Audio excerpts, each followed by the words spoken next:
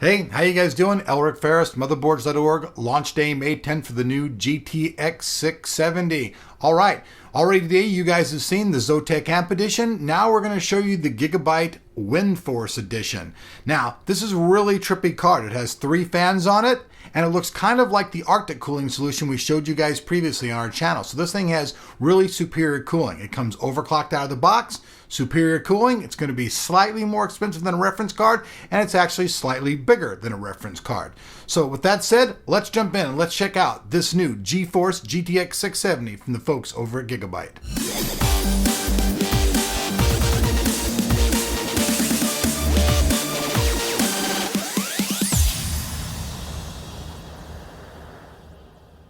Alright folks, so before we actually jump into the specifics of the card, let's talk about some of the standard features that a GeForce GTX 670 has. First of all, we have 4 graphics processing clusters. We have 7 SMX units, 1,344 CUDA cores, 112 texture units, and 32 ROP units.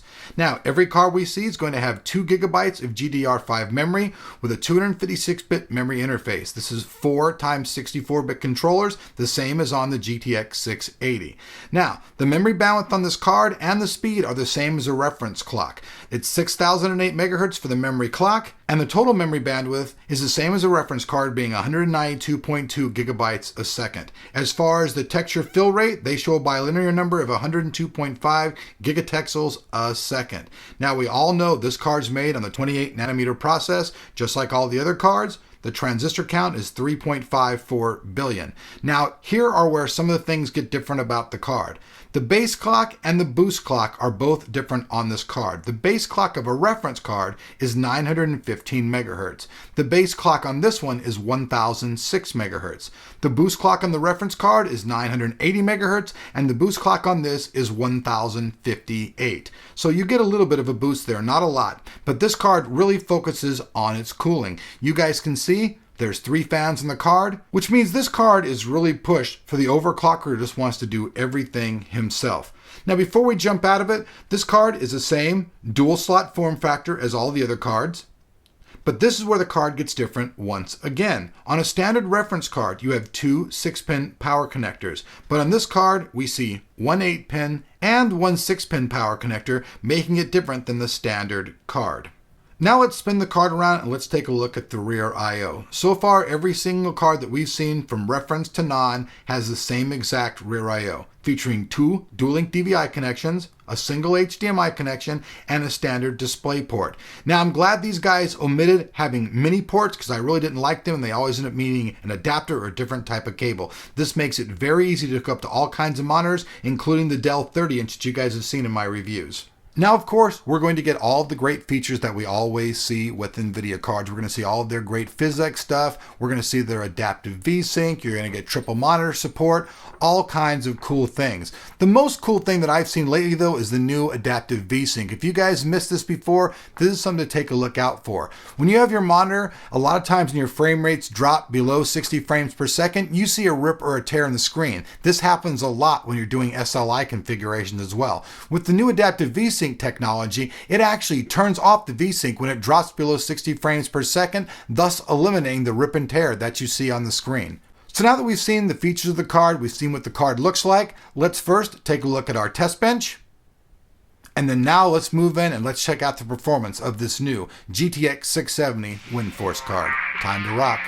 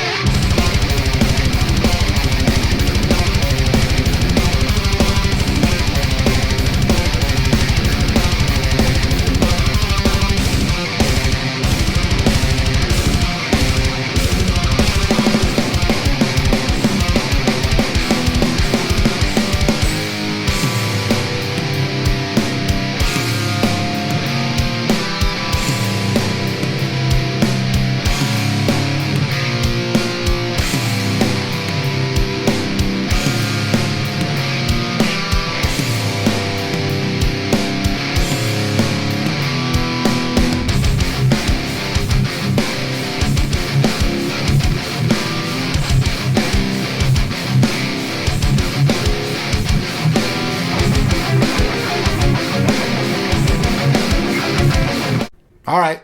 All right. Caught in the act, rocking out to the benchmark song. So anyways, let's talk about this Windforce card from the people over at Gigabyte. This thing has some pretty cool points. Not to be a pun, but the cool thing is the cooling. Reference card is running between 74 and 75 Celsius.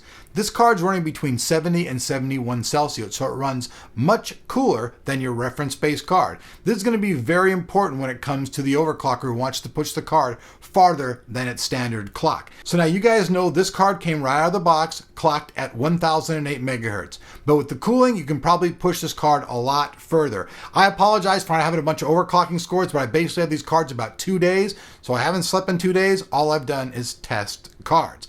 But at the end of the day, the GTX 670 by itself is a solid card. Even the reference card is a really good card. It beats out a 7950, even beats a GTX 580, and smokes its predecessor, the GTX 570. So at the end of the day, what do you get? This card has great connectivity.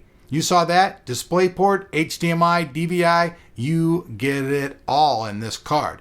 It's also cool, much cooler than the reference-based card. The card's going to come into market probably just a little bit higher than the $309 reference card, so look for maybe $10 or $15 more. That's just a given because you know this card has superior aftermarket cooling. So at the end of the day, I gotta say, this card's coming to market, and I gotta say, it's an editor's choice here on Motherboards.org.